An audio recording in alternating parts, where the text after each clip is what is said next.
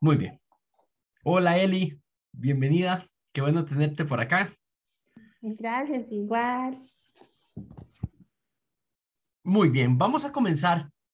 Hoy quisiera compartir con ustedes tres. Mira, ahí está Pauli. Hola Pauli. Gracias a todos por estar aquí. Hoy quisiera compartir con ustedes eh, tres perspectivas, tres perspectivas sobre el diluvio. Eh, Son una externa a la Biblia y dos en la Biblia.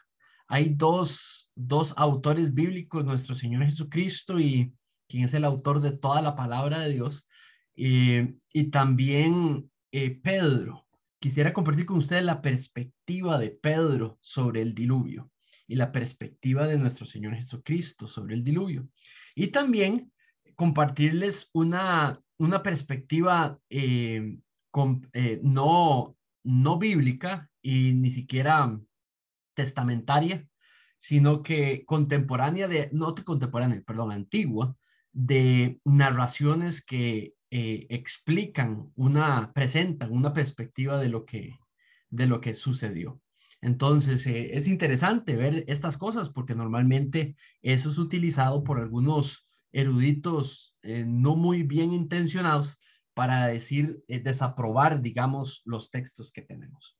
Entonces, dicho eso, tengo una presentación, vamos a avanzar en la presentación, luego voy a hacer una pausa para poder ver si hay preguntas o comentarios. Así que vamos a poner la presentación. Ya oré. No, entonces voy a pedirle a Esteban si puede poner, Esteban, póngame en manos del Señor este estudio, qué lindo que tenemos bastante gente hoy. Así que bienvenidos a todos y vamos a orar y empezar. Amén. Te damos muchas gracias, Señor, en esta noche, Dios, por los hermanos que nos podemos reunir en esta oportunidad, Dios, para estudiar tu palabra, Dios, gracias por la vida de cada uno de ellos, Dios, por el tiempo que nos permite sacar, Dios, para poder estudiar tu palabra, Dios, gracias también por tu palabra, Dios, que es viva y eficaz, Dios, y que por medio de ella te hemos conocido y aprendemos cada día más acerca de ti, Dios. Te pedimos, Dios, que tú tomes el control de este momento, de ese ratito, Dios, que tú ayudes al pastor, que le llenes de sabiduría, Dios, en esta noche, para que él pueda compartir tu palabra, Dios, con todos nosotros y que haya un entendimiento general de lo que tú quieres decirnos en esta noche. Gracias por todo, en el nombre de Jesús. Amén. Amén. Perfecto.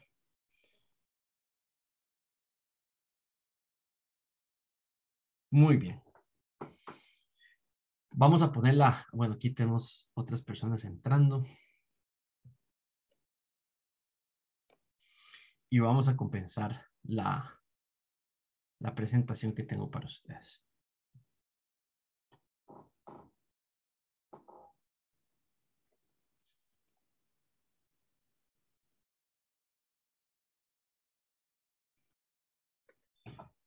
Muy bien.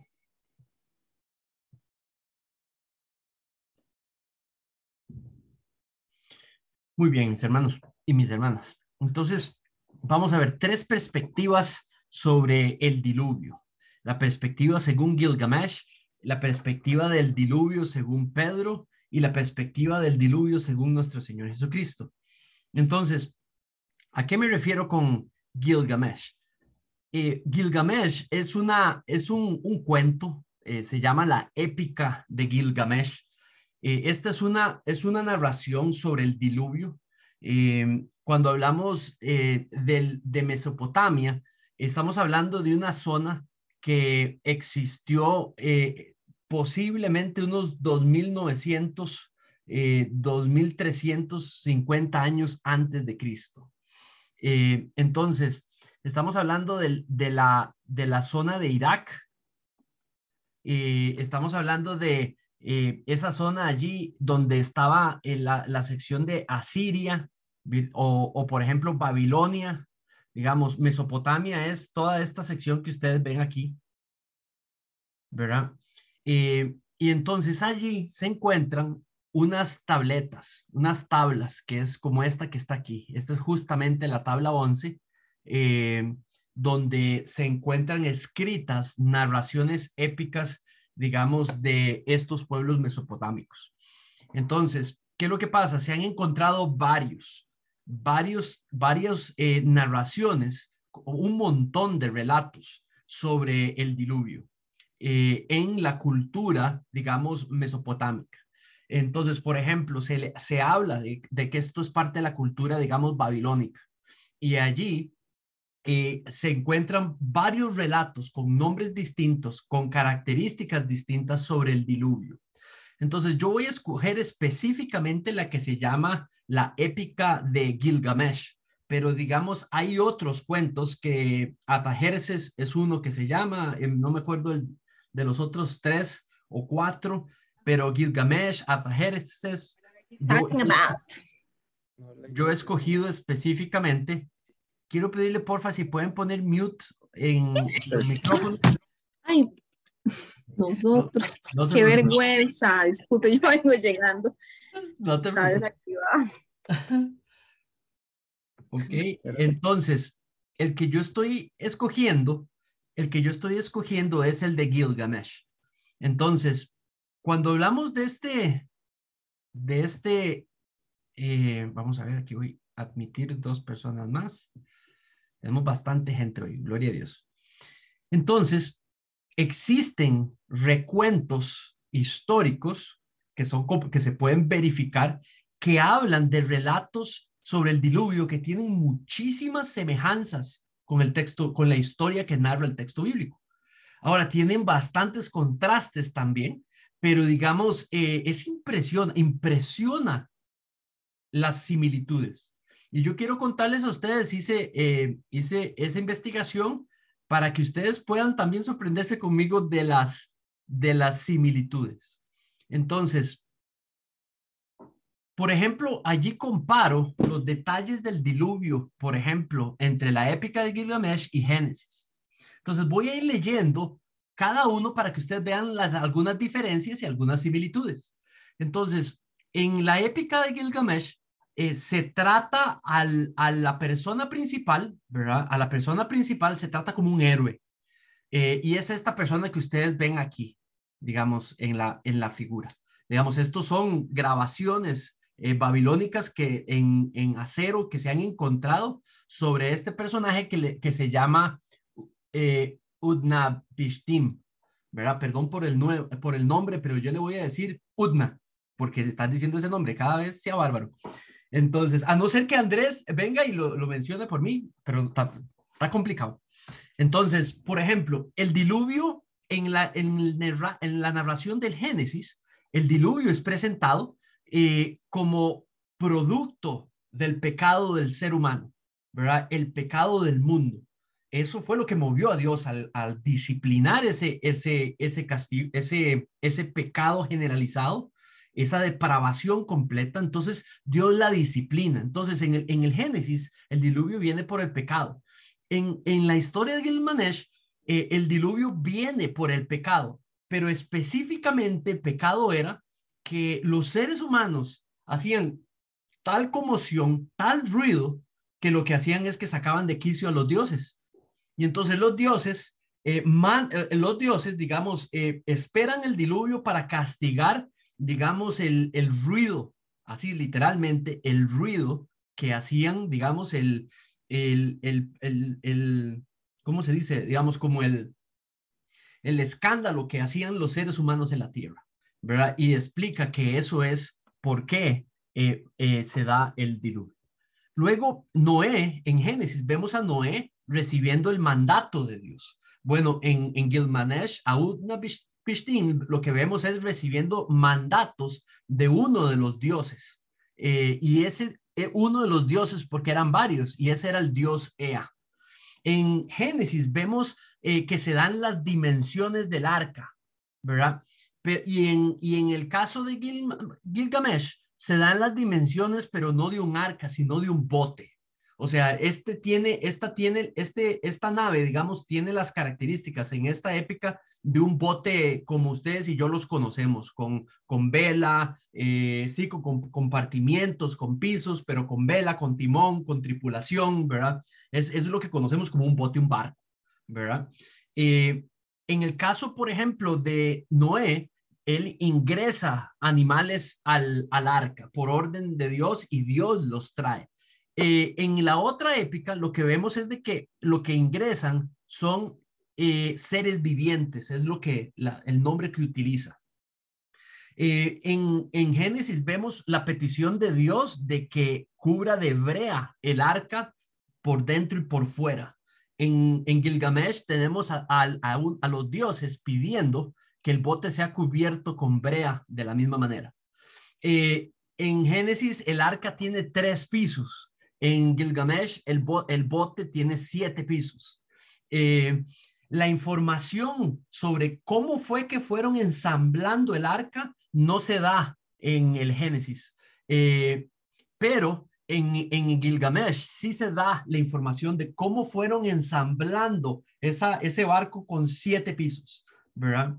En Génesis el arca no tiene tripulación, no tiene timón, no tiene vela, no tiene ningún medio de navegación.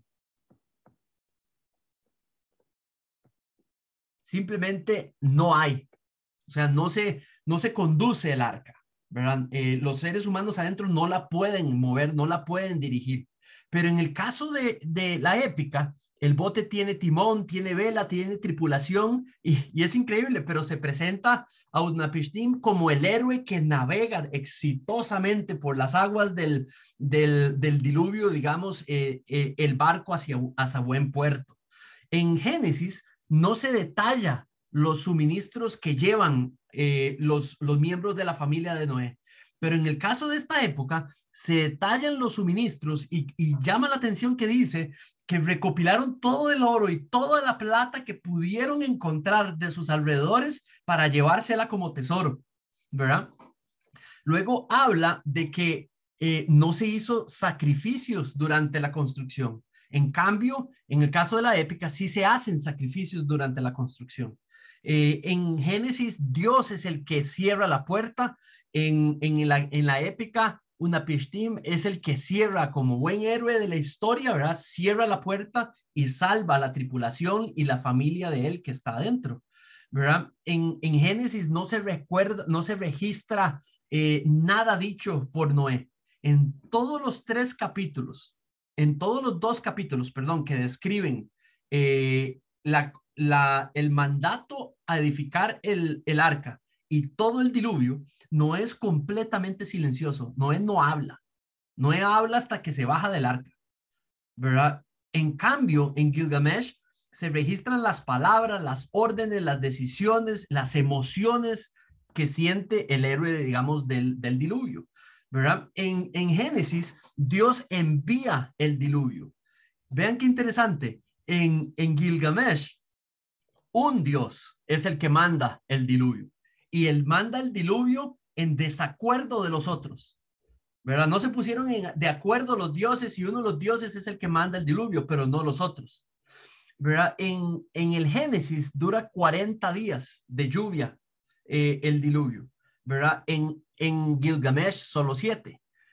Las aguas vienen de arriba y de abajo en el caso de Génesis, pero en el caso de Gilgamesh solamente es lluvia de arriba, ¿verdad?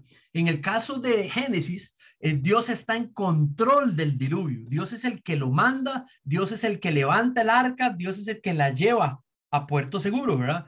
Pero en el caso de la épica, son más bien los dioses les da miedo el diluvio. Hay una descripción que dice que los dioses estaban como perros llenos de, así dice literalmente, los dioses estaban como perros temerosos. Entonces, habla de dioses, pero estos dioses no tienen control sobre lo que está pasando, ¿verdad? Es sumamente interesante, ¿verdad? No lo controlan, no pueden tomar control, digamos, del diluvio, más bien les da miedo. En Génesis, el diluvio es global. En Gilgamesh, el diluvio es global también, ¿verdad? En Génesis, el arca descansa sobre el monte Ararat, ¿verdad? En el caso de Gilgamesh, el bote descansa en un monte que se llama Nimush, ¿verdad?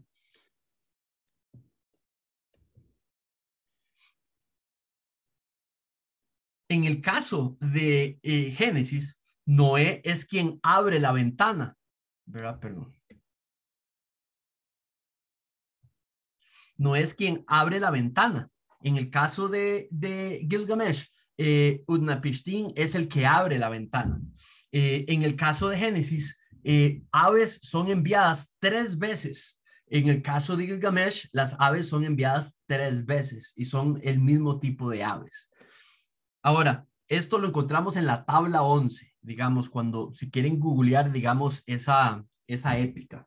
En el caso de Génesis, Noé hace sacrificios después después del diluvio. En el caso de Gilgamesh, Utnapishtim hace sacrificios también después del diluvio, pero también lo hace durante la construcción, ¿verdad? En el caso del Génesis, Dios percibe el sacrificio de Noé como algo agradable, ¿verdad? En el caso de Gilgamesh, los dioses también perciben el sacrificio de Utnapishtim agradable. En el caso de Génesis, Dios promueve no volver a mandar un diluvio. Pero en el caso de la épica, la concubina de los dioses, vean lo extraño, la concubina de los dioses, la amante de los dioses, es la que promete no olvidar el diluvio. En el caso de Génesis, Dios voluntariamente salva a Noé, ¿verdad? A su familia y los animales a bordo, pero en el caso, digamos, de la época, es un dios, Elil, el que más bien se sorprende que se haya salvado Utnapishtim, porque la idea era que muriera. Más bien, el deseo era que todos los seres humanos murieran. Lo que pasa es que hubo un dios que se reveló a los demás y entonces permitió que se salvara Utnapishtim. Pero, digamos, no se debió haber salvado. Noé se salva porque halló gracia frente a Dios. Utnapishtim se salva porque se reveló uno de los dioses y permitió que viviera, ¿verdad? Pero los otros lo querían muerto, ¿verdad? Noé continúa siendo mortal, pecador, vulnerable. De hecho, Noé peca contra Dios y lo vamos a ver dentro de 2 domingos. Pero en el caso de Utnapishtim se vuelve más bien inmortal y lo vuelve en una deidad. Se vuelve el Dios, un Dios más sobre la gente que sobrevivió y las generaciones que fueron criándose poco a poco. Entonces, ¿qué pasa? Conclusiones sobre esto. Impresiona las similitudes. Impresiona las similitudes y no creo que sea coincidencia.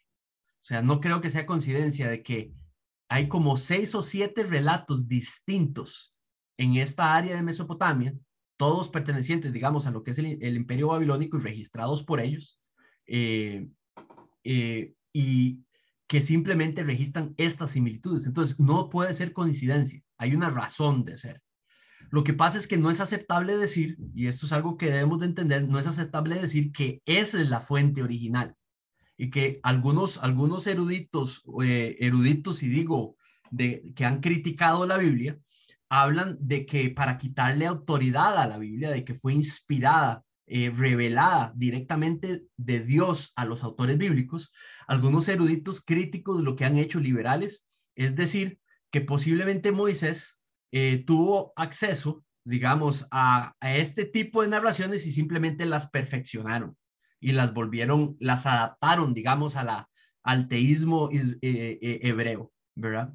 Pero en realidad, digamos, eso es algo que nosotros no podemos aceptar porque no hay evidencia de eso. Eso simplemente no hay manera de, eso no hay evidencia de eso. Lo que tenemos evidencia en el texto es que la Biblia clama ser el origen de la inspiración, ¿verdad?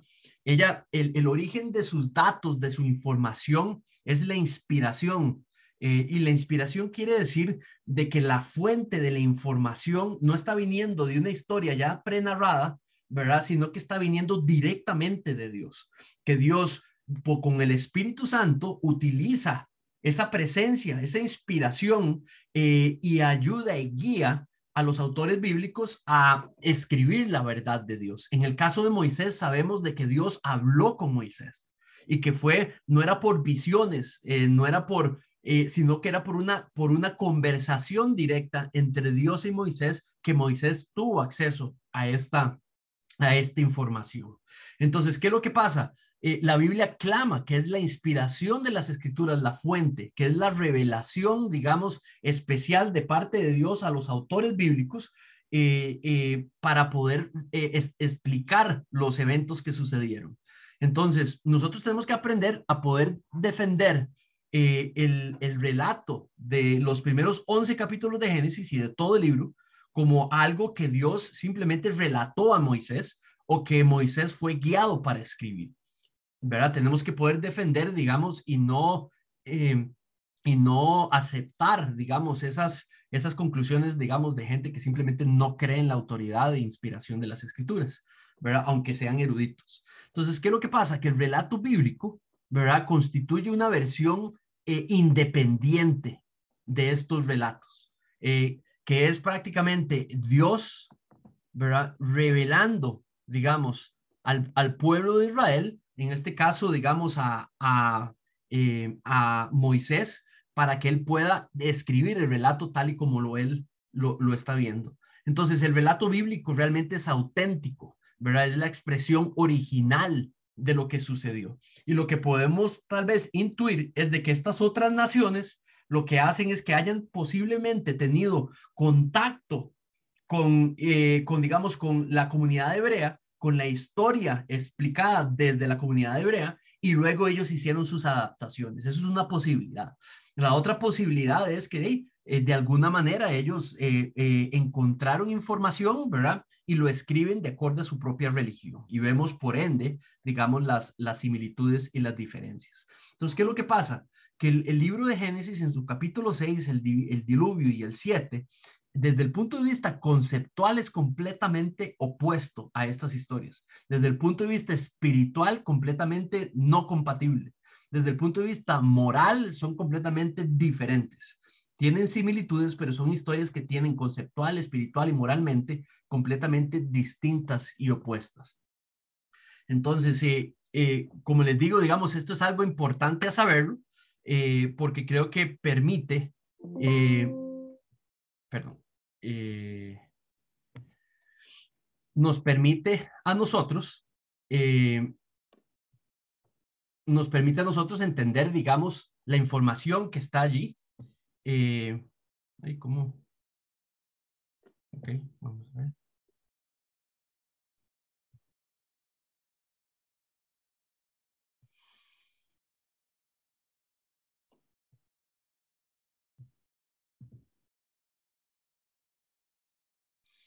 Me perdí. ¿Cómo vuelvo a ustedes?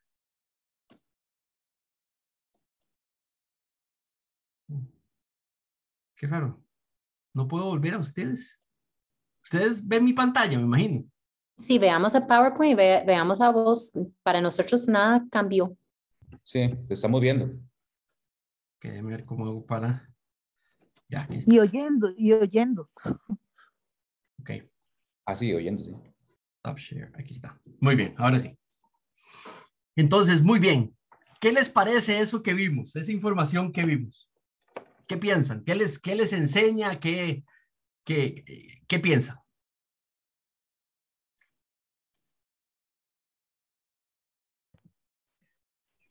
Qué raro eso que explica, digamos, si nadie quedó después del diluvio, solo Noé y los hijos.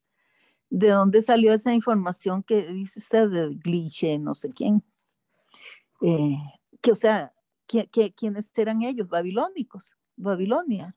Sí, en lo cual, sí, eran babilónicos y fueron creados, ellos salieron mucho después, ¿verdad? Entonces simplemente copiaron algo de... tuvieron acceso Ajá. a narraciones, digamos, hebreas. Ajá. Y la ajustaron a su propia cultura y religión y todo eso. Exacto. Okay. Bueno. A mí me parece que como evidencia histórica es muy valioso. Como decíamos ahora, espiritualmente, moralmente, pues no lo descartamos porque, como dice doña Carmen, ahí le añadieron su cultura y lo que ellos creían al respecto. Pero muy valioso que dos pueblos completamente independientes, como usted dijera, lo decía antes, relaten algo tan similar, ¿verdad? Entonces, históricamente hablando, yo asumiría que eso nos confirma el relato bíblico de que efectivamente que hubo diluvio, lo hubo. Así es, ¿verdad? Entonces nos confirma que era una noción, digamos, conocida, ¿verdad? Una noción conocida en ese mundo, digamos, antiguo, porque estamos hablando de 2900 años antes de Cristo, ¿verdad? Estamos hablando de 3000 años antes de Cristo, ¿verdad?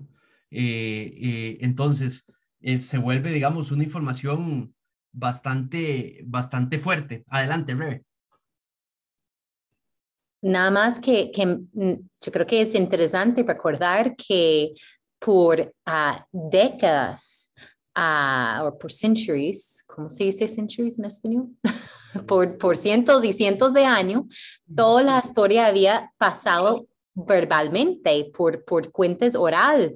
Entonces, usted piense después en el Torre de Babel, que poco después de la tierra ser repoblada, la gente abandonaron a Dios, empezaron de nuevo a pecar, Dios dividió los idiomas, pero todas las historias de la historia de humanidad empezaron a pasar oralmente, verbalmente, pero distorsionar de acuerdo al pecado de la humanidad, de acuerdo de esos ídolos, de sus nuevas religiones que formaron de acuerdo a su pecado.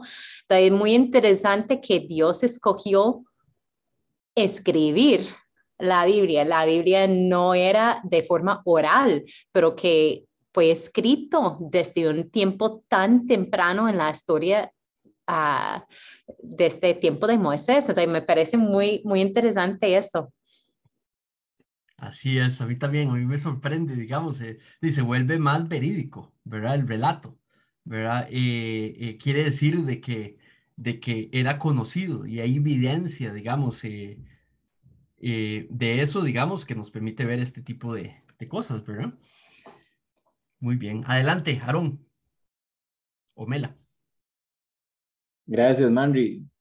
Yo tengo una pregunta. Vieras que yo he escuchado que, obviamente, digamos, no tenemos ninguna duda de que la Biblia es inspirada por Dios, pero también he escuchado algunas posiciones de que estos relatos se escriben con fines apologéticos debido a que ya las civilizaciones tenían su propia versión, digamos, de eventos como el diluvio, producto de la tradición oral, que también son descendientes de Noé, igual que los hebreos, todos los pueblos, ¿verdad? Descendientes de Noé. Pero no sé, digamos, si podemos tomarlo así como la perspectiva de Dios, ¿verdad? Verdadera, contrarrestando todos esos relatos que las otras civilizaciones también estaban teniendo en su momento. No entendí cuál es la pregunta. Puntualmente que si podemos ver esto como también una forma de hacer apologética, ¿verdad? Al tener un relato bíblico que contrarresta todos los otros relatos que ya habían en otras civilizaciones. Exactamente. Digamos, sí, claro, sirve de apologética, pero creo que el rol principal de una, digamos, historia como esta, en mi opinión, digamos, funciona como esto. Voy a hacer una, no sé si pueden ver ahí, pueden ver esa pantalla blanca, Sí, ¿verdad? señor. Sí. Entonces, ¿qué es lo que pasa? Que si uno tiene, digamos, el tiempo de Noé, después del diluvio, cuando existe Noé y solo queda Noé y su familia, entonces esto lo que hace es que en nuestra perspectiva, ¿verdad? Se va revelando progresivamente la escritura, ¿verdad? Con eventos sí, con eventos que van sucediendo hasta, digamos, el día en que, digamos, la escritura se cierra, ¿verdad? Y queda ya completa el canon. Entonces, cuando usted tiene de un pueblo distinto, digamos, una historia, digamos, que tiene paralelismos con una historia bíblica, le confirma el hecho que estas personas, hay descendientes de alguno de los hijos de Noé, que no fue, digamos, el de la línea de Set, ¿verdad? Que llevó información. Y esa información pudo haber llegado perfectamente a esta civilización, ¿verdad? Entonces, esto, digamos, por medio de uno de los hijos que más bien que se perdió, ¿verdad? Y no, digamos, del que siguió la línea, digamos, de Noé y la línea digamos, de Enoch y la línea digamos, de Set, ¿verdad? Que fueron fieles y caminaron con Dios.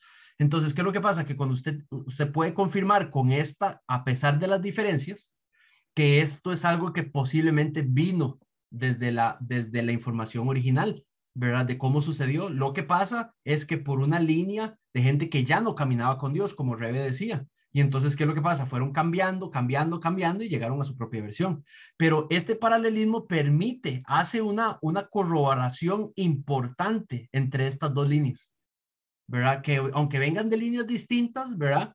Pero posiblemente una buena posibilidad podría ser de que vienen, digamos, de un evento mismo, que es después del diluvio. ¿Tiene sentido? ¿Verdad? Entonces esto permite, digamos, como vos decís, apologética en el sentido de la veracidad de la información, ¿verdad? Alguien podría llegar y decir, bueno, robaron la información de la línea esta horizontal, ¿verdad? Bueno, ¿qué tal si más bien viene de la línea directamente de uno de los hijos de Noé? ¿Verdad?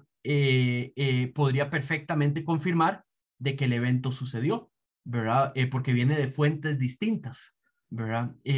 Con detalles distintos, pero con detalles también muy, muy, muy parecidos. No sé si les ayuda, digamos, esa ilustración, que lo que hace es que confirma, digamos, tienes toda la razón, tú le llamas en términos de apologética, digamos, entonces es la defensa, digamos, de la original, de la fuente de la información.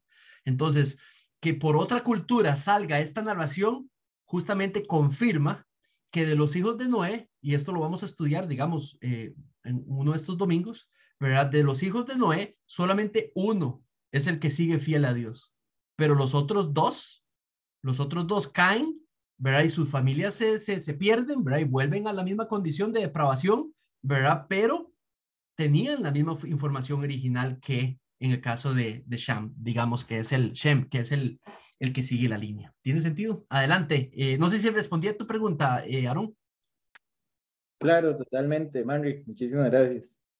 Pura vida. Esteban. Soy yo, pastor.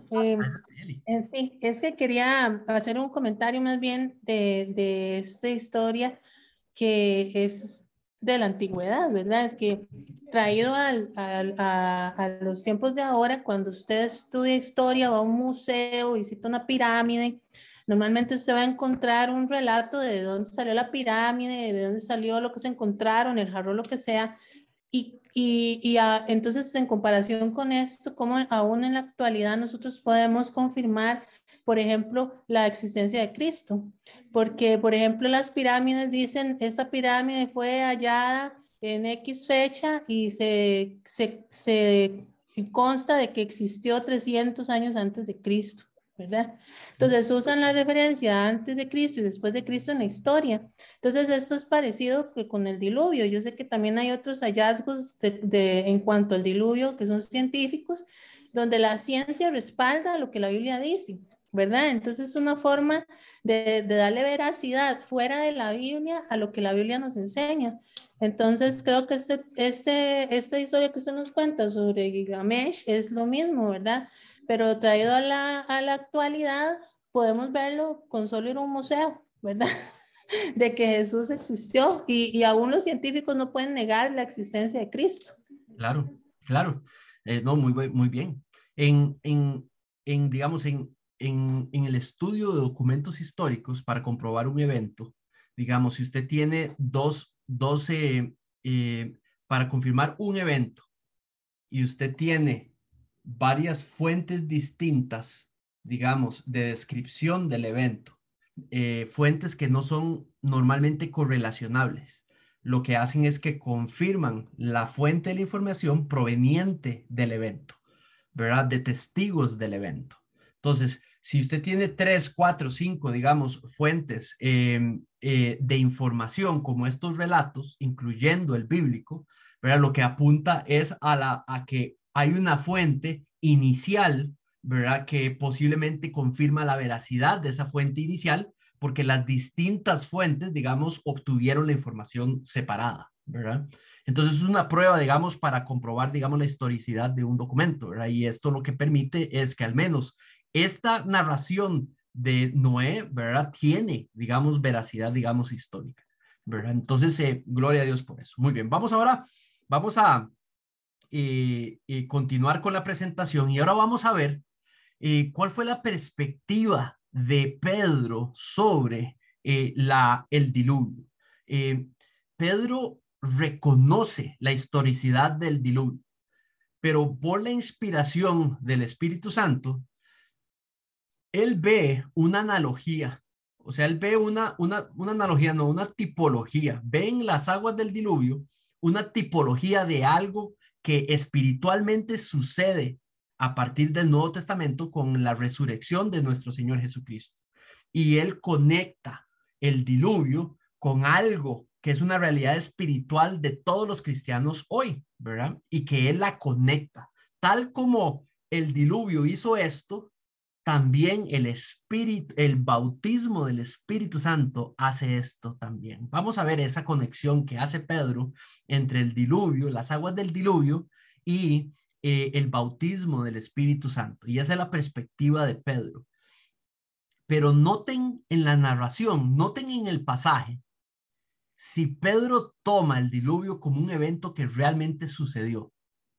Nada más vean, traten de rastrear si está tratando el evento como un mito, como una leyenda, como algo ficticio, o si lo trata como algo, digamos, verdadero, un evento real, histórico, que simplemente se vuelve como un símbolo, ¿verdad? Como un tipo, una tipología, digamos, de algo espiritual, un modelo, algo que modela algo espiritual.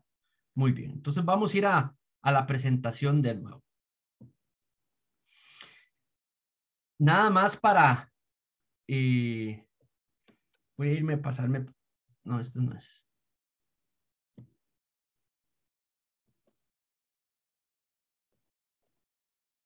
¿Qué pasó? Aquí está. Voy a devolverme algo que se me olvidó contarles sobre Mesopotamia. Más o menos, digamos, yo llevé un curso donde me exigían poner dónde estaba exactamente en el mapa puntos geográficos de la historia bíblica. Si no me equivoco, el monte Ararat, digamos, si esto es Mesopotamia, esos distintos relatos se han encontrado, digamos, en secciones distintas, son relatos distintos, ¿verdad? Entonces, distintos relatos de estos que les conté. Uno de ellos es Gilgamesh, ¿verdad? Pero también está Artaxerxes y otros. Entonces, es interesante, pero por aquí más o menos queda, digamos, el monte Ararat. Pastor, y si ve por ahí también está el río Tigris y el Éufrates, por ahí andaba el jardín del Edén también. ¿Verdad?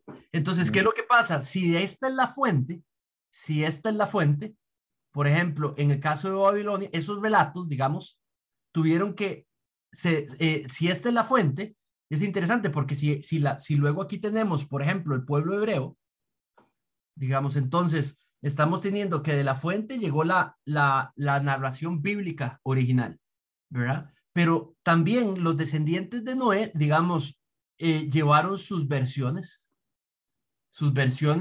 a sus distintos lugares. Entonces, lo que yo les estaba diciendo ahora, que si este es el monte Ararat, digamos, en Irak o Turquía, digamos, no me acuerdo dónde está en estos momentos, realmente lo que hace es que comprueba la originalidad de la fuente, ¿verdad? Si los distintos relatos fueron encontrados en estos puntos, todos ellos lo que hacen es confirmar, digamos, la veracidad del evento inicial, ¿verdad?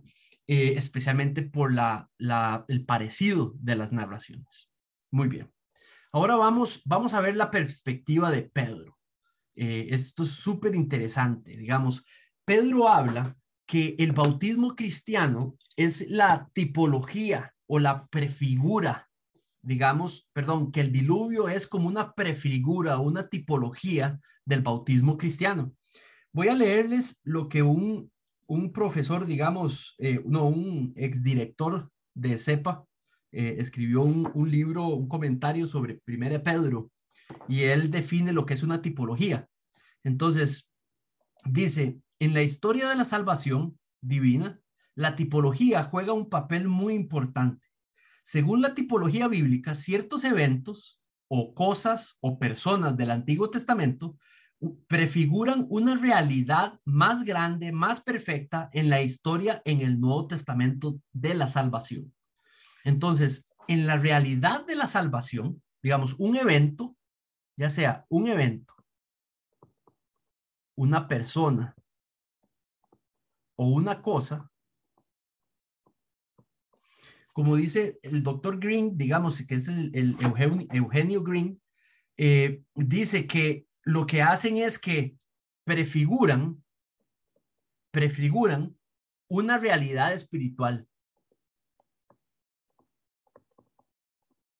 Una realidad espiritual de la salvación. Entonces, eso es algo típico que se ve en el Nuevo Testamento. Pablo hace eso varias veces. Pedro, Juan, Mateo, Lucas, toman algo del Antiguo Testamento y lo usan como algo que representa, que modela, que se vuelve un tipo de una realidad, digamos, espiritual. Vamos a ver qué es lo que habla. Me refiero a 1 Pedro 3, 18 al 21. Voy a pedirle, porfa, a Paula, si puede leerme los primeros 2 versículos, porfa. Claro. Porque también Cristo murió por los pecados una sola vez, el justo por los injustos, para llevarnos a Dios. Muerto en la carne, pero vivificado en el espíritu. En el espíritu también fue y predicó a los espíritus encarcelados. Adelante, el 20 también. Así, perdón. Quienes en otro tiempo fueron desobedientes cuando la paciencia de Dios esperaba en los días de Noé durante la construcción del arca, en la cual unos pocos, es decir, 8 personas, fueron salvadas por medio del agua. Ok, entonces, yo sé que ya ahorita algunos de ustedes me van a preguntar, ¿qué quiere decir? ¿Cuál es su posición en cuanto a qué predicó los espíritus encarcelados? Bueno, eso no tiene ninguna importancia en cuanto a lo que estamos diciendo hoy. O sea, independientemente de si creemos que son ángeles caídos o si fueron la gente que, hay varias posiciones de la gente que no creyente en el tiempo de Noé, digamos, todos aquellos que murieron. Bueno, hay distintas posiciones, pero no es importante para entender, digamos, la prefigura que está haciendo sobre el bautismo. Entonces eso no lo voy a tocar ahora. Después usted puede irse al sermón de 1 Pedro 3, 18, 21. Cuando estudiamos 1 Pedro, ahí está la explicación completa, digamos, de las distintas posiciones. Pero aquí lo importante es de que está hablando, bueno, en Cristo, por la muerte de Cristo, ¿verdad? Está el perdón, digamos, de los pecados, ¿verdad? Donde los injustos, ¿verdad? El justo murió por los injustos. Son términos que ya hemos empezado a ver cómo se están presentando en el Génesis.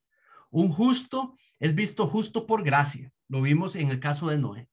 Ahora dice que nos lleva a Dios. Dice que muerto en la carne, ¿verdad? Pero vivificado en el espíritu. Dice que de esta guía y poder en el espíritu es que pudo hacer esto de predicar a los espíritus encarcelados. Hace una aclaración sobre los espíritus encarcelados y habla que en el tiempo fueron desobedientes, ¿verdad? Los está rastreando al tiempo de Noé, ¿verdad? Cuando se estaba construyendo el arca, ya sea que fueran ángeles caídos o ya fuera que fueran las personas que no creyeron en Noé. Algunos eruditos hablan de que entonces se está refiriendo a las personas que Noé le predicó el evangelio, que le predicó sobre sobre la venida del diluvio y sobre el medio de salvación era específicamente el arca. Algunos piensan que es eso. Bueno, indistintamente, esto de que Cristo fue a donde ellos no necesariamente quiere decir de que fue al infierno. Eso es una interpretación que no necesariamente tiene que ser. No es que fue a predicar el evangelio, ya que si estaban muertos, ¿para qué predicarles? Si ya rechazaron el evangelio, pero posiblemente anunciarle la victoria de él, ¿verdad? Y no necesariamente es ir para abajo, digamos, sino que simplemente hay muchas posibilidades, pero de nuevo, no es un área donde me voy a meter. Lo que dice es que 8 personas fueron salvadas por medio del agua. Ponga atención a eso. Pone el agua como el medio de salvación. ¿A qué se refiere?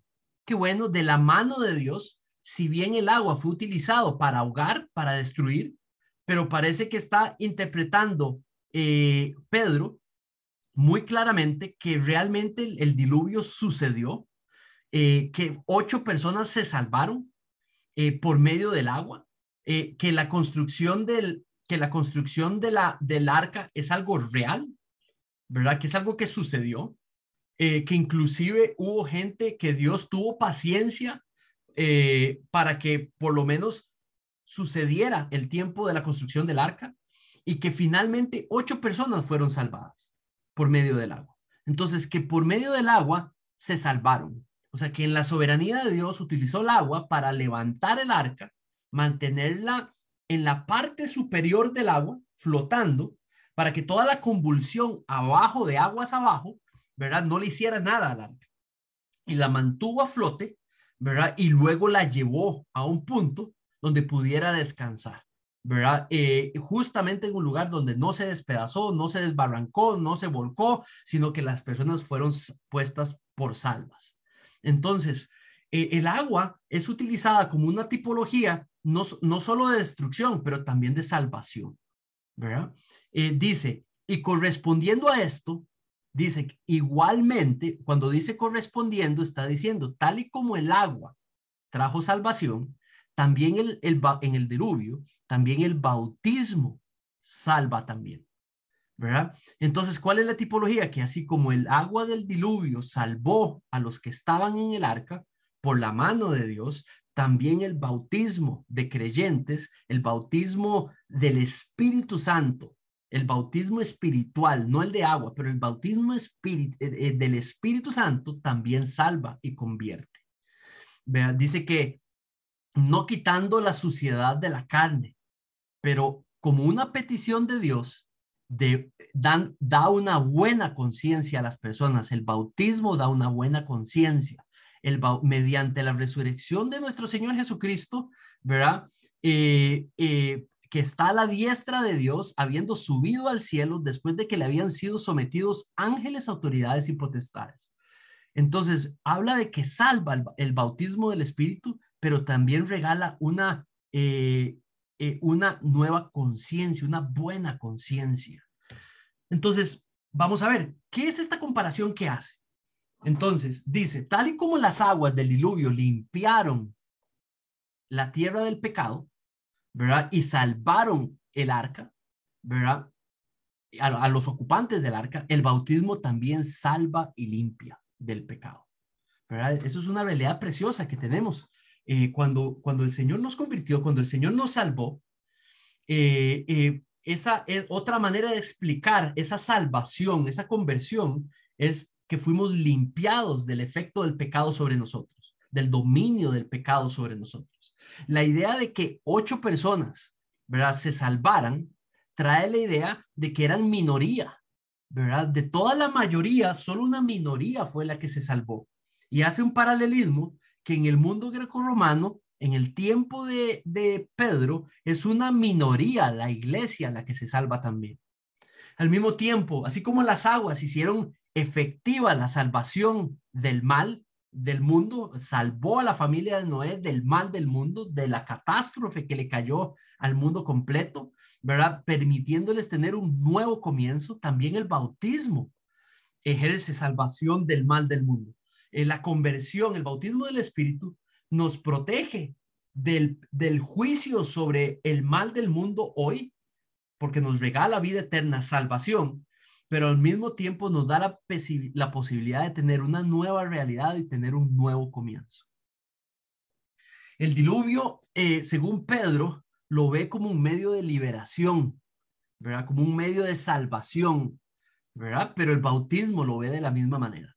¿Verdad? El bautismo es otro uso del agua, ¿verdad?, que trae liberación, ¿verdad? Ahora, yo creo que el bautismo de agua no salva. El bautismo de agua lo que hace del creyente, el lavamiento, la inmersión del creyente representa el cambio que hizo el bautismo del Espíritu Santo. Es una representación lo que hacemos en el bautismo de agua, pero de algo que ya sucedió.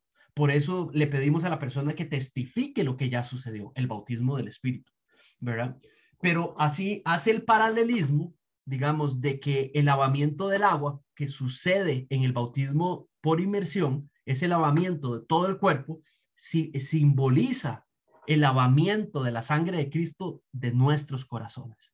Entonces, así como Cristo derrotó las fuerzas con su resurrección, el bautismo libera de esos poderes también del mundo. Eso es lo que vemos en la primera parte del pasaje. Así como las inmundicias de la carne se habla en un sentido moral y de impureza moral, ¿verdad? Regala el bautismo una buena conciencia, una nueva conciencia, un cambio de entendimiento, ¿verdad? Por Cristo, esa nueva oportunidad, ese nuevo comienzo que dio el diluvio a la familia de Noé y a Noé, el bautismo nos da una nueva oportunidad de comenzar de nuevo. Por eso es que nacemos de nuevo, una nueva vida, ¿verdad? Entonces, ¿qué es lo que pasa? Que una promesa, mantenerse en esta conciencia buena, ¿verdad? Está habilitado porque Cristo derrotó el poder del mundo, ¿verdad? Nosotros podemos mantener esta buena conciencia porque Cristo está en autoridad, en poder sobre todo esos poderes que son los que dominan al mundo y lo traen a una vida de mal. Entonces el bautismo libera al creyente tal y como las lluvias del diluvio liberaron, digamos, a la familia de Noé y a Noé del mal del mundo, ¿verdad? Entonces al creyente, el bautismo libera al creyente de los poderes de este mundo, ¿verdad? Que están en cada una de las personas y le permite participar del poder de Cristo resucitado. Somos hechos uno con Cristo por medio de la fe, por medio del bautismo, y al ser uno con Cristo estamos siendo uno con nuestro Señor Jesucristo poderosamente en poder resucitado. Entonces la victoria de Cristo permite tener una vida agradable a Dios. Este autor, Grudem, digamos, dice que el bautismo salva, ¿verdad? Esto se está refiriendo, digamos, a una realidad espiritual interna del ser, ¿verdad? Y eso es lo que el bautismo de agua simboliza, ¿verdad? El bautismo es la entrada del creyente a esta victoria de Cristo. Es justamente el bautismo el que me permite accesar a esta victoria de Cristo, ¿verdad? Así como fueron las aguas las que permitieron que la familia de Noé tuvieran acceso a vida nueva, a un comienzo nuevo, el bautismo, dice Pedro, nos permite a nosotros los creyentes a tener acceso a una vida nueva ahora en la victoria, viviendo la victoria de Cristo, trabajando poderosamente sobre nosotros. Este otro señor, Juan Sánchez, otro autor, dice, es una bonita imagen de nuestra limpieza del pecado, el bautismo, de nuestra unión con Cristo, el bautismo, de nuestro rescate, el bautismo, del juicio de Dios, ¿verdad? Tal y como las aguas del diluvio rescataron del juicio de Dios, el bautismo nos rescata del juicio venidero sobre el mundo por su pecado. El bautismo es una identificación pública con Cristo, donde confesamos nuestra fe, el bautismo de agua, donde reconocemos que por medio de esta vida en Cristo, de esta muerte en Cristo que gozamos una buena conciencia, una conciencia que nos permite comprometernos a Dios, a la iglesia, a sus propósitos y vivir para el evangelio, mis hermanos. Esta es la nueva realidad que Pedro hace esa conexión entre este bautismo que hemos experimentado en Cristo, ¿verdad? Y la tipología, y utiliza el diluvio como una tipología, como un tipo, digamos, que representa y modela la realidad que tenemos en Cristo. ¿Qué piensa?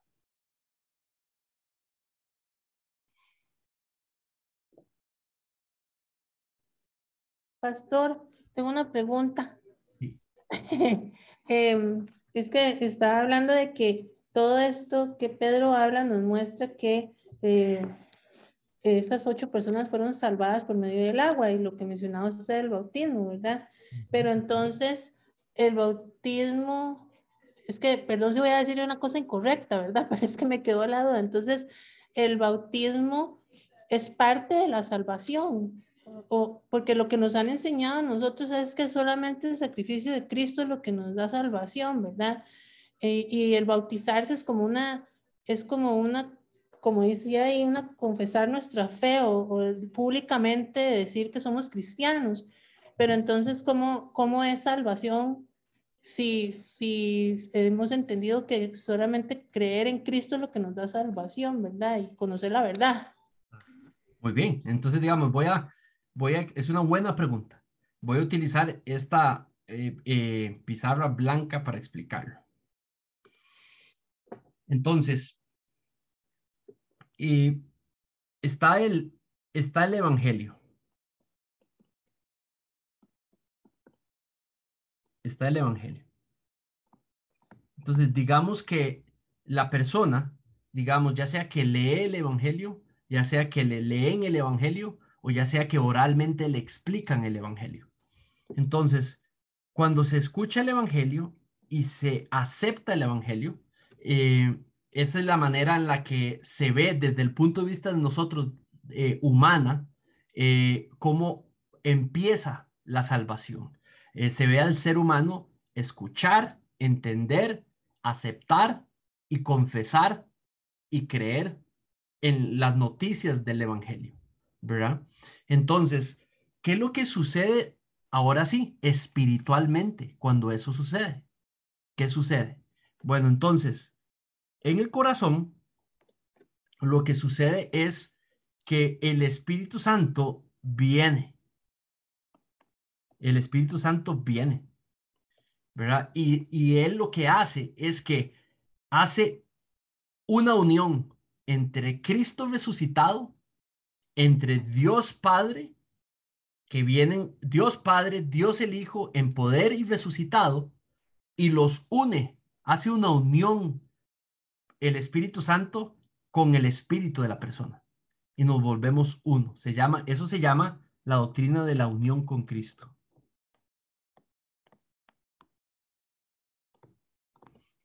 Y eso sucede después de esa confesión, cuando el Espíritu Santo viene, ¿verdad?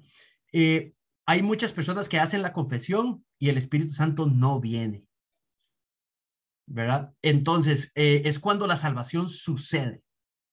Tiene que haber una confesión y un entendimiento y una aceptación del Evangelio, y en un momento posterior a eso, dice que hay una promesa de que el Espíritu Santo viene. Entonces trae la presencia del Padre, trae la presencia del Hijo resucitado y la presencia de Él, el Espíritu, y se unen y hay una unión con el creyente, con el Espíritu del creyente. Entonces, es esta unión, lo que una manera que se le podría llamar es que la persona fue salvada. Cuando ese ingreso del Espíritu Santo, esa unión con Cristo se efectúa, la persona fue salvada. Otra manera de llamarlo, ¿verdad? Otra manera de llamarlo es que la persona nació de nuevo. Otra manera de llamarlo es que la persona fue convertida. Otra manera de llamarlo es que fue bautizado en el Espíritu.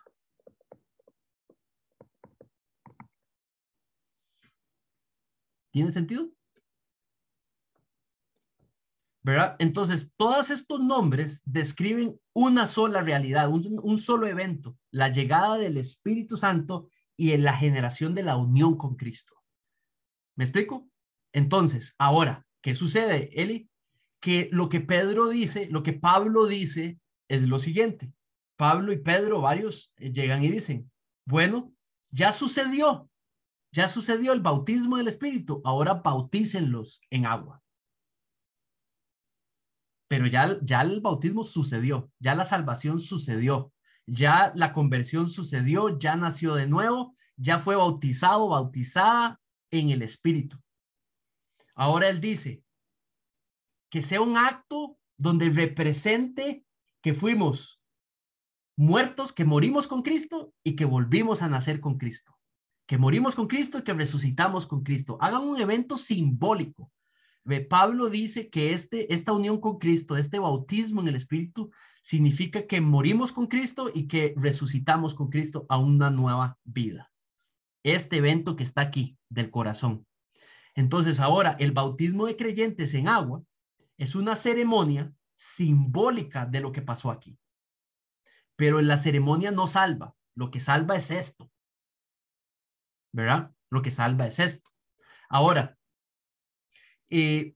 lo que sí podría pasar, pero no necesariamente pasa siempre, podría pasar, es que la persona hizo la confesión, ¿verdad? Que la persona aceptó, pero no sucede la unión con Cristo y sucede el día que lo meten en el agua.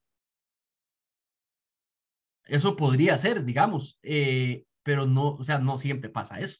O sea, no es el agua el que lo convierte a uno, ¿verdad? Digamos, a muchos de nosotros posiblemente nos pasó antes de que nos bautizaran. Algunos dicen que sintieron algo impresionante el día del bautismo en agua. Entonces sí, podría ser antes, podría ser en el bautismo, podría ser después del bautismo, ¿verdad? Pero digamos, eso es más o menos digamos, el orden de salvación. Se llama orden salutis, digamos, más o menos de cómo van sucediendo las cosas, ¿verdad? Ok. Respondo a tu pregunta. Sí, muchas gracias, pastor. Ok, perfecto. Muy bien. ¿Alguna otra pregunta sobre ven cómo Pedro trata el diluvio como algo real, como algo que sucedió? Los datos los repite. Tantas personas se salvaron, ¿verdad? La construcción del arca, ¿verdad? Pedro la está tomando como un momento real, ¿verdad? Y más bien lo vuelve simbólico para representar el bautismo, ¿verdad? Y es algo que confirma, digamos, que la iglesia cristiana del Nuevo Testamento, la iglesia cuando empezó, cuando fue fundada, creía que el diluvio sucedió tal y como estaba explicado en el texto, ¿verdad? No sé si hay alguna pregunta.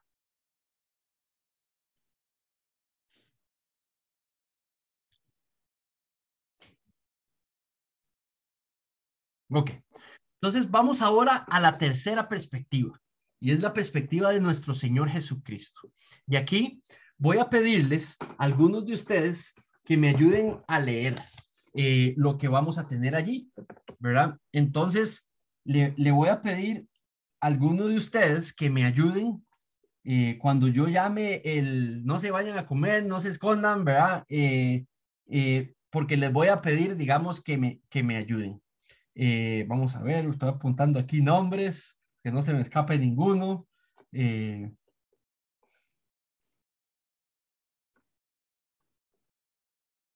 Ok, Carlos, ya ahí tengo suficientes. Vamos a ver. También. Muy bien. Así que vamos a irnos a la presentación de nuevo.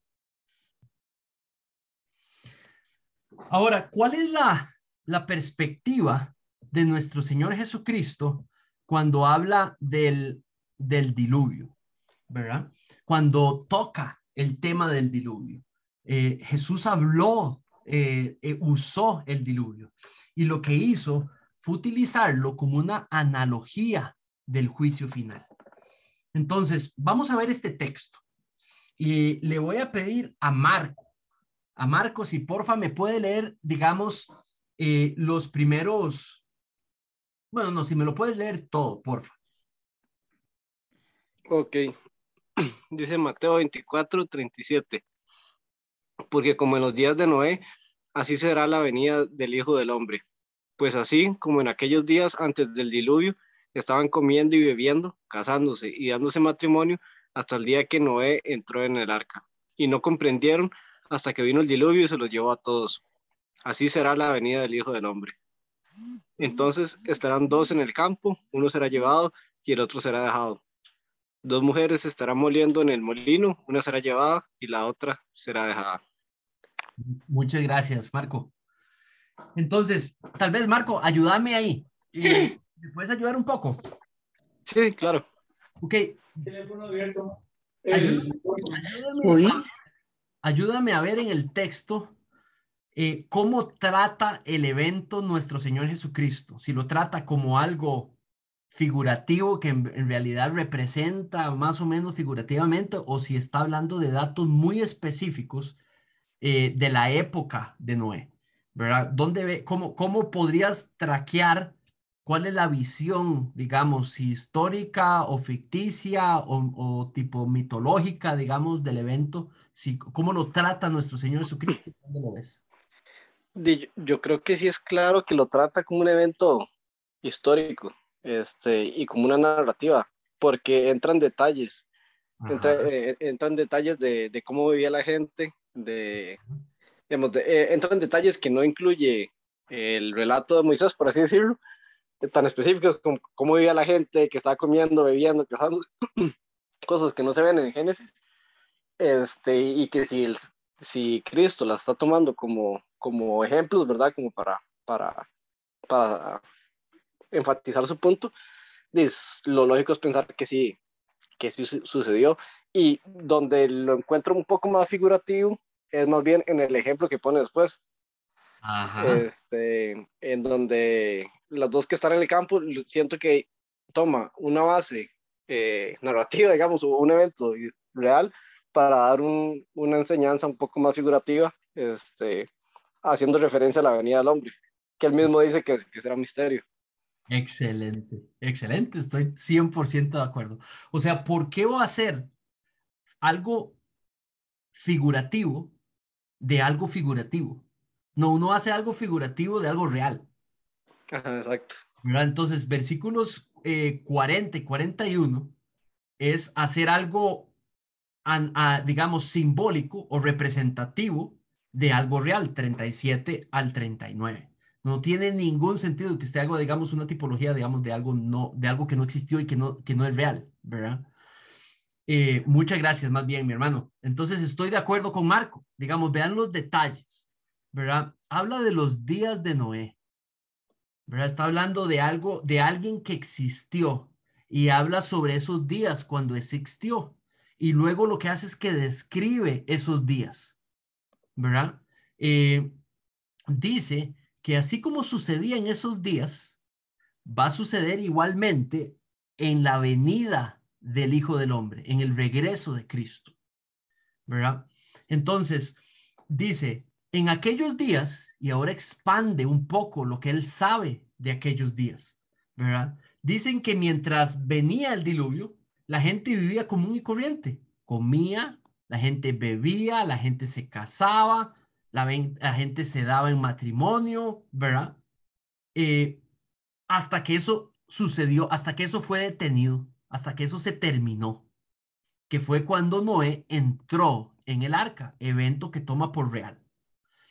Y dice que esas personas comprendieron, ¿verdad? Bueno, no comprendieron, ¿verdad? Que hasta que vino el diluvio y simplemente todos murieron. O sea, ellos no entendieron que era verdadero, no entendieron que era verdadero o que ni siquiera iba a suceder el diluvio. Podría haber las dos posibilidades, ni se imaginaban que venía el diluvio o que lo veían como algo posible, o que no, digamos que no sabían por qué estaba construyendo el arca Noé, ¿verdad? Y solamente se enteraron hasta que vieron que ya no había posibilidad. Dice que así mismo, y esta es la comparación, por eso es una analogía. Entonces, una analogía trata un evento, toma algo y agarra una parte de ese algo, ¿verdad? Y lo vuelve como paralelo con otra situación. Y esa otra parte de otra situación dice que con esta explica esta. Entonces, así como ellos estaban viviendo la vida tranquila, sin saber lo que venía, de pronto se enteraron hasta que ya no había nada que hacer. Igualmente va a ser con la venida del Hijo del Hombre, con la venida de Cristo. La gente no se va ni a esperarlo, la gente no va a saber ni qué les pasó, pero ya no va a haber nada que hacer, ¿verdad? Y hace esa analogía entre el regreso, entre el diluvio al cual trata por real, y el juicio final. ¿Por qué digo el juicio final? Porque el juicio final empieza con el regreso de Cristo, ¿verdad? Con la segunda venida de Cristo. Entonces, ahora hace una analogía, explica que es como dos personas en el campo, ¿verdad? Uno va a ser llevado, otro va a ser dejado. Entonces, ¿a qué se refiere? Al diluvio. Había dos grupos, uno fue dejado y uno fue llevado, ¿verdad? Refiriéndose que uno fue salvado y el otro fue condenado. Dice que igualmente va a ser en la venida del Hijo. Algunos van a ser salvados y algunos van a ser condenados, ¿verdad? Y los condenados no van a saber ni qué fue lo que les pasó. Ya no va a haber nada que hacer cuando nuestro Señor Jesucristo venga, ¿verdad? Algunos hablan que eso de ser llevado podría referirse al rapto, ¿verdad? Bueno, eso es una interpretación, ¿verdad? Dice, dos mujeres estarán moliendo en el molino. Una va a ser llevada y la otra va a ser dejada. Entonces, está hablando que las personas van a estar haciendo la vida común y corriente, tal y como la hacían en tiempo del diluvio. La gente hacía su vida ordinaria y unos fueron tomados y otros fueron dejados para morir, ¿verdad? Igualmente dice con la venida del Hijo, ¿verdad? Que lo que va a suceder es que algunos van a estar amamantando a sus hijos, otros van a estar trabajando para proveer para sus hogares, otros van a estar descansando en la playa, ¿verdad? Y algunos van a ser salvados y otros van a perderse para los siglos de los siglos, para siempre, ¿verdad? Y compara, está hablando sobre lo seguro que es el juicio de Dios. Entonces vamos a ver esto un poco. Voy a pedirle porfa a doña Sandra si me puede ayudar con leer. Entonces allí en la pantalla tengo ciertos puntos y quiero porfa que me vayas a leer los primeros 3. Entonces léeme el primero y lo comentamos, porfa.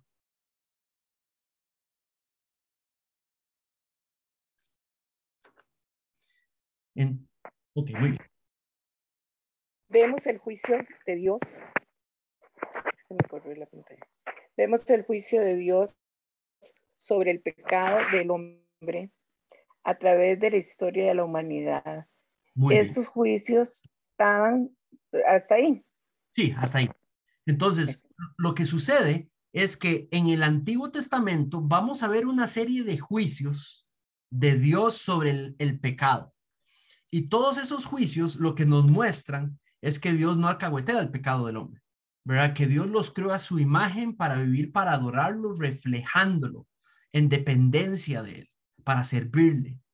Pero cuando el hombre se dedica se declara independiente para establecer lo que es bueno y vive de manera independiente, completamente controlado por el pecado, entonces lo que hace es que distorsiona, digamos, la imagen que da sobre la gloria de Dios y sobre el carácter de Dios. Y Dios lo que hace es que castiga el mal en el mundo, ¿verdad? Y emite la paga del pecado, que es la muerte. Entonces, estos juicios lo que hacen es que Dios da oportunidades nuevas y el ser humano simplemente desprecia la oportunidad. Y entonces, una vez más, emite el juicio y disciplina. Su santidad lo mueve a disciplinar a los seres humanos en ese grupo específico. Vuelve a dar una oportunidad y vuelven a caer. Vuelve a dar una oportunidad y vuelven a caer. Y eso es lo que ha sucedido a través de la historia.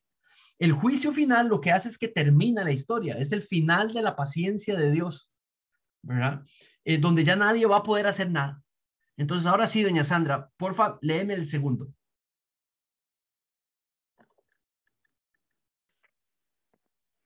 Estos juicios apuntaban todos al gran pacto final cuando Jesús regrese.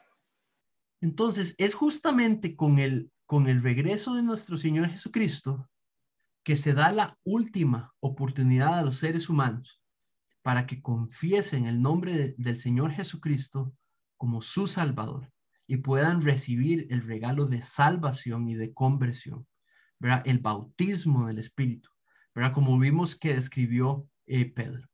Entonces, ¿cuáles son estos juicios? Adelante, doña Sandra, con el primero. Primero, en el diluvio, Génesis 19, castigando la depravación del hombre.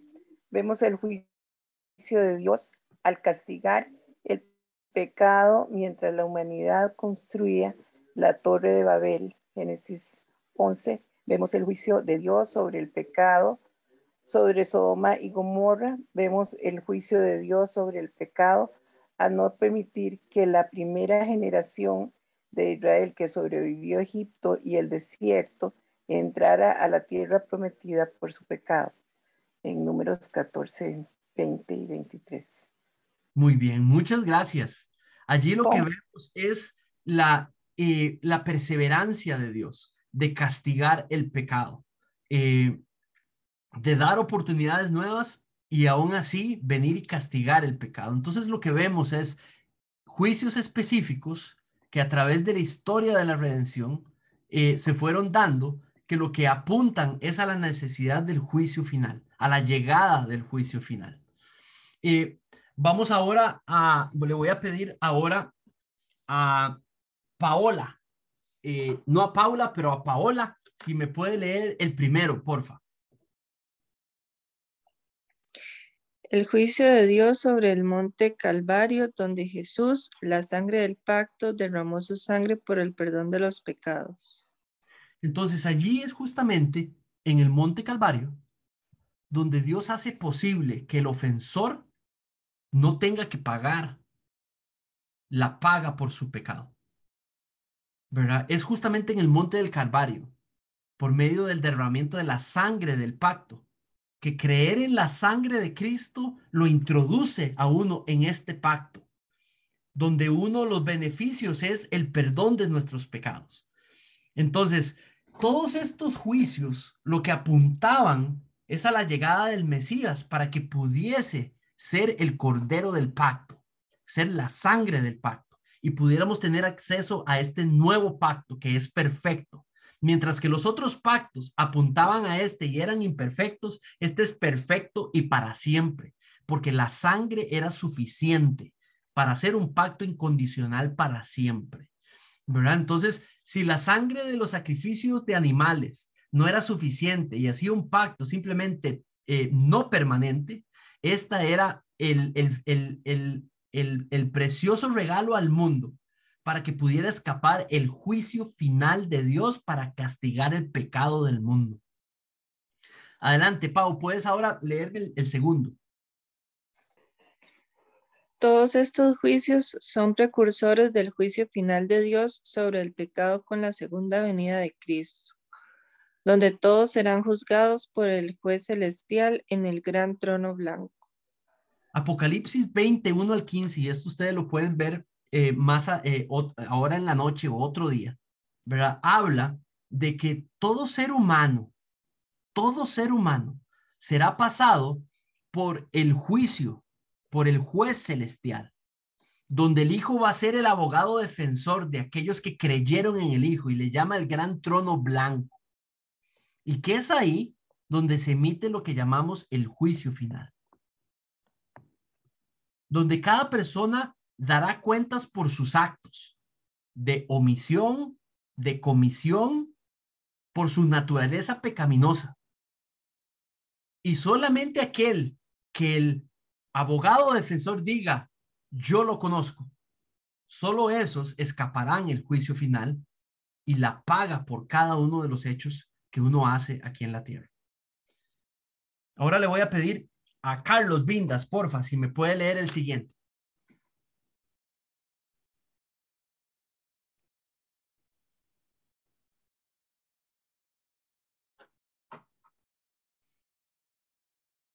Ok, entonces, Daniel. Hola. En su gracia, y tal como en el diluvio, rescató un remanente de esos juicios. Con la cruz, Cristo cargó el juicio de Dios por el pecado humano, y Cristo será el juez donde determinará a quién salva y quién es condenado. Dios, nuestro Señor Jesucristo prometió que aquel que me ha confesado en la tierra, Él lo confesará en el juicio frente al Padre. El que me ha rechazado en la tierra, yo lo desconoceré frente al Padre, ¿verdad? Y por gracia, el Señor rescató un remanente, la iglesia, ese remanente para que la promesa de que la simiente para que fuese posible que la promesa de la venida de la simiente de la mujer, para que pudiera echar para atrás las repercusiones de la caída, ¿verdad? Y pudiera traer vida nueva. Dice que rescataría de cada uno de esos juicios, iba rescatando o salvando un remanente. En realidad, de ese remanente que es la iglesia, ese es el remanente que va a estar en el juicio final y que Cristo dirá, por gracia, estos son míos. Me confesaron, no me rechazaron, yo ahora no los rechazo y yo los defiendo y los justifico frente al Padre, ¿verdad? Vamos a leer este otro capítulo paralelo, digamos, y le voy a pedir a Luis, si me puedes leer, porfa, Mateo 25, 31, 46, porfa. Pero cuando el Hijo del Hombre venga en su gloria y todos los ángeles con él, entonces él se sentará en el trono de su gloria. ¿Hasta cuál me dijiste, perdón? Hasta el final. Y serán reunidas delante de él todas las naciones y separará a unos de otros como el pastor separa las ovejas de los cabritos y pondrá las ovejas a su derecha y los cabritos a la izquierda. Entonces, ojo esto, Luis.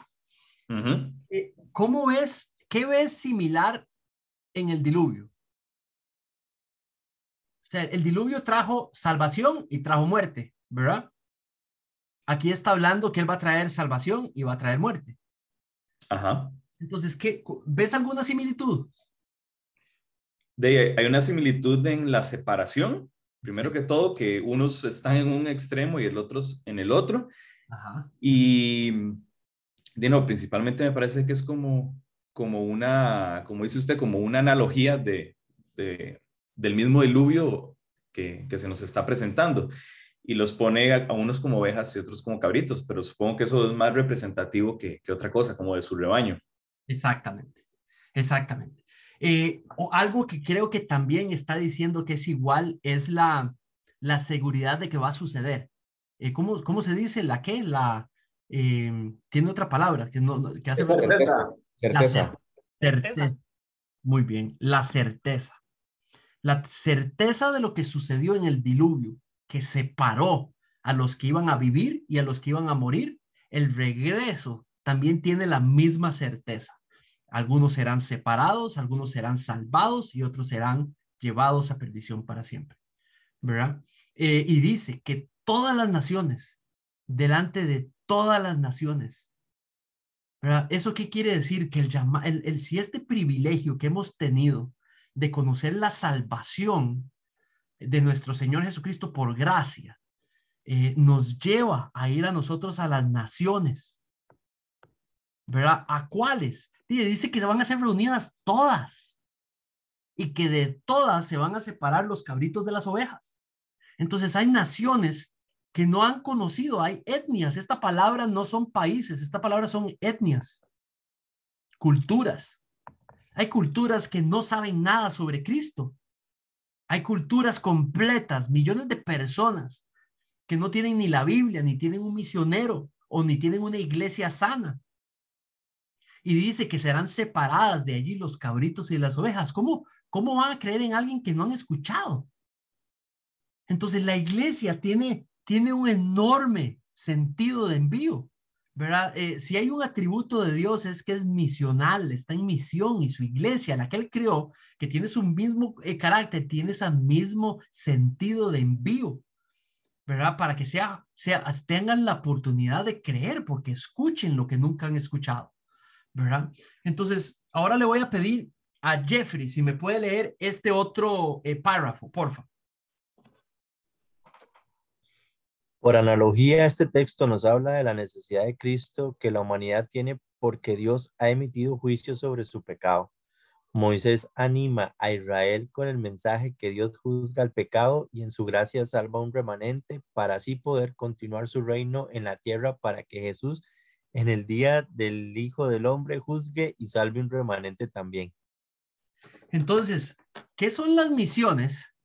Sino ir a esas culturas para que se agreguen a la iglesia el remanente de esas culturas que Dios quiere separar, las ovejas suyas en esa cultura, para que se agreguen al reino suyo, para que sean de esas ovejas que Él va a separar, para que se salven, los que va a poner a la derecha de su mano poderosa, ¿verdad? Entonces, realmente creo que Dios está animando a la iglesia hoy a saber que eso es algo que sucede y que la iglesia tiene un rol hoy. ¿Cuál es ese rol? Número 1, esta certeza de que Dios emite juicio sobre el pecado, que lo vemos en la narración de Moisés, del diluvio, nos llama a todos nosotros a caminar en santidad, ¿verdad? A tener temor de Dios y por amor a Dios y del fruto que genera su presencia en nosotros, nuestra unión con Cristo. Entonces nosotros salimos a buscar la santidad, a buscar lo que es puro, lo que es bueno, lo que le agrada, a presentarnos a Él en intimidad para que nos transforme, porque Él ha emitido juicio sobre el pecado, ¿verdad? Sus atributos son rectitud. ¿Eso qué quiere decir? Que sus acciones son buenas. Entonces nosotros buscamos las acciones buenas. Su atributo es que es justicia. ¿Eso qué quiere decir? Que sus leyes son buenas, que sus reglas son buenas. Entonces buscamos la guía suya por medio de sus mandamientos. No los vemos una carga, los buscamos como una guía. Su atributo es que es santidad. ¿Eso qué es? Que a Dios no lo mancha el pecado.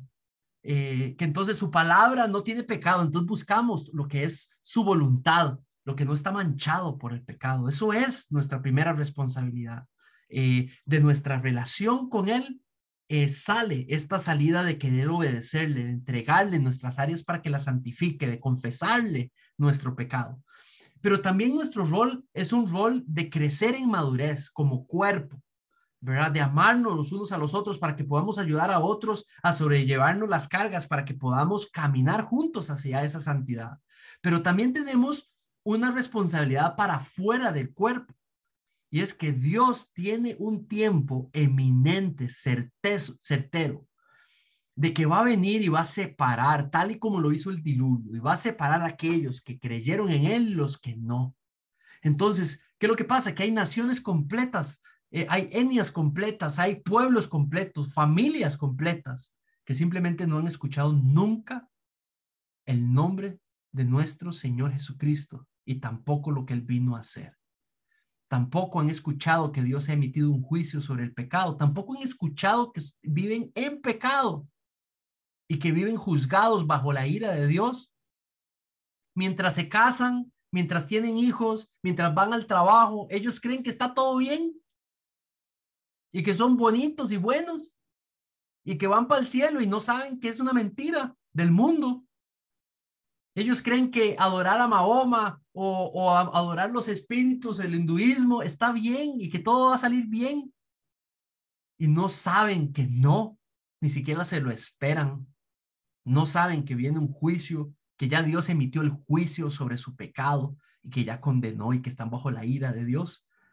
Pero necesitan saber que Cristo está vivo en poder y en control y gobierno y que quiere traer su remanente a que se agregue a su iglesia. Mis hermanos, hoy mi propósito primario es recordarles que la historia del diluvio no es una historia para niños, ¿verdad? Es una historia para adultos, ¿verdad? Es una historia para adultos, con verdades para adultos, para ser gozadas por nosotros los adultos que hemos gozado de la salvación. Y que estas historias, estas tres perspectivas nos confirmen que lo que la Biblia dice es cierto, que es verdad, que así sucedió y que las verdades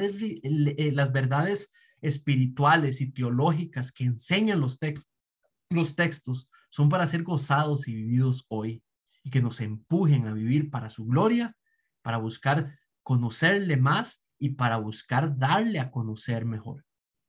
Así que me abro algunas preguntas y si después de las preguntas tal vez voy a pedirle a un par de personas que voluntariamente quieran orar y terminamos. Yo nada más quiero hacer un comentario y me gustó mucho eso que dijiste al final. Bueno, no me gustó, pero es una realidad, ¿verdad? Que hay personas que creen que todo está bien, ¿verdad? Y no es así. Y, y sí, no sé, siento que debería como generar este sentido de urgencia en nosotros de si no vamos a ir en el corto plazo, aunque sea pues predicar con las personas que tenemos alrededor, ¿verdad? Porque diste ejemplos de personas que están lejos, la mayoría, porque mencionaste como el Islam o el hinduismo, que por lo general son como contextos más lejanos a los nuestros, pero y nosotros también conocemos personas que creen que todo está bien, ¿verdad?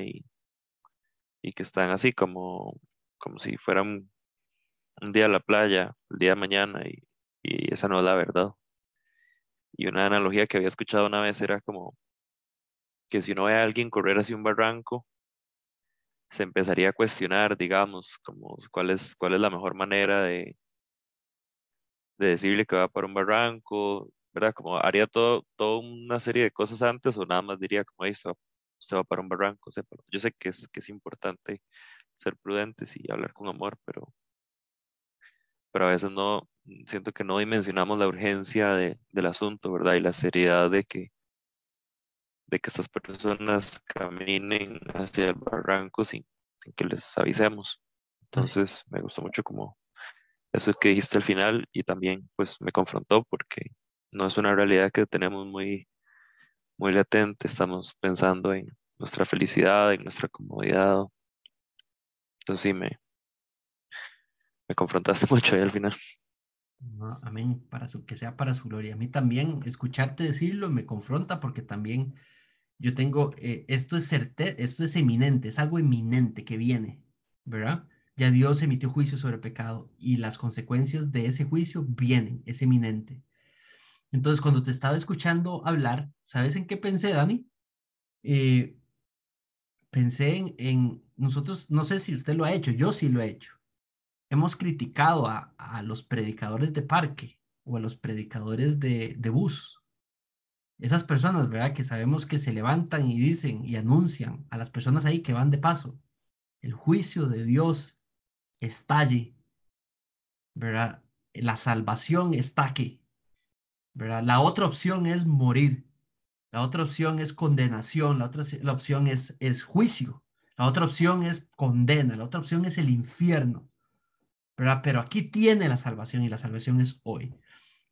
¿Verdad? Cuando vemos lo eminente del juicio, ¿verdad? Vemos, no sé, pienso en que esas personas siempre las hemos tachado como, ¿verdad? Que es una manera extrema de evangelizar, ¿verdad? Pero la eminencia de estas palabras simplemente se impresiona, ¿verdad? A mí hace mucho tiempo me invitaron a ir a darle un curso de cómo predicar a una asociación de pastores de predicadores de parque que hay, ¿verdad? Y vieron que hasta me sentí raro, pero pienso que podemos aprender de ellos, ¿verdad? De esa claridad de la eminencia del juicio de Dios, ¿verdad? Y si lo hacen por amor, lo que es que no hay mucho que decir, ¿verdad? No hay mucho que decir, hay que decir lo necesario para que también la necesidad de salvación se vuelva eminente, ¿verdad? Yo creo que a veces somos muy cuidadosos de cómo le decimos las cosas a los seres amados nuestros, ¿verdad? Los protegemos, queremos protegerlos mucho, de que vayan encontrando la verdad suavecito, que no se vayan a golpear, pero no estoy seguro que estemos tan nivelados en eso. No sé, ¿qué piensan los demás? ¿Alguna pregunta? ¿Algún comentario? Permiso. En esa misma dirección es también la parte de que cómo lo creemos como, o sea, si lo tenemos como convicción, o sea, porque, o sea, el absolutismo de que esta es una verdad, pero ahora en esta sociedad decir que algo es verdad y cuestionar que alguien, no, pero es que esa es mi verdad. Bueno, pero es que era así complicado que no existen dos verdades. Entonces, digamos, a veces es como poder llegar a decir, si yo creo esto fielmente, poder defenderlo y poder exponerlo, no debe ser tan complicado. Entonces también uno tiene esa tarea y ese deber de si verdaderamente lo creo, Entonces también verdaderamente puedo argumentar. Claro que no es fácil, pero es el deber que tenemos también y es un precioso deber. Entonces creo que pensaría en eso, o sea, hasta qué punto también uno no lo dice por temor de, ay, bueno, no voy a poner mi verdad, pero ¿quién dice que es solo suya? Resulta que es la verdad también. Sí. Sí, es un buen punto. ¿Verdad? Pero yo estaba pensando eso cuando estabas hablando y estaba diciendo, ¿verdad? Lo lógico me suena es llegar y decir, no, no es mía, es de Dios. Pero para esa persona que no sabe la fuente, ¿verdad? Es de nosotros y en realidad sí es mía, pero yo no la fundé, yo no la crié, yo no la inventé. La he hecho mía, pero la traje, la encontré en la Biblia. Esa es la verdad de Dios y podría ser suya. Y por lo menos, si tiene un problema con que sea mía, por lo menos escúchela, porque después le van a llamar a cuenta si la rechazó o la aceptó, ¿verdad? Y estaba pensando en esas palabras cuando vos estabas hablando. Aunque sea amiga, escúchela, porque no le va a valer la excusa de es que era de Manrique, la verdad de Manrique, yo no sabía, yo creí que era de Manrique, no se la van a aceptar la excusa, ¿verdad? Porque yo le dije que venía de Dios, ¿verdad? Entonces sí, este es nuestro llamado, ¿verdad? Así es, muy bien. Y no veo más preguntas o comentarios, entonces voy a pedirle 2 voluntarios, porfa, o voluntarias que quieran orar y yo cierro.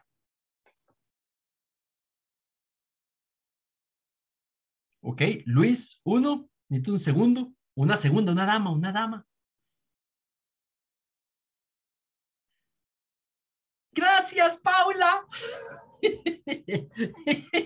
Yo mire, ya la iba. No es que todo el mundo tiene la pantalla apagada. Entonces yo dije, ya, el Paulilla es la única que puedo ver. Entonces, el espíritu la llamó primero. Entonces, démosle a orar. Adelante, mis hermanos.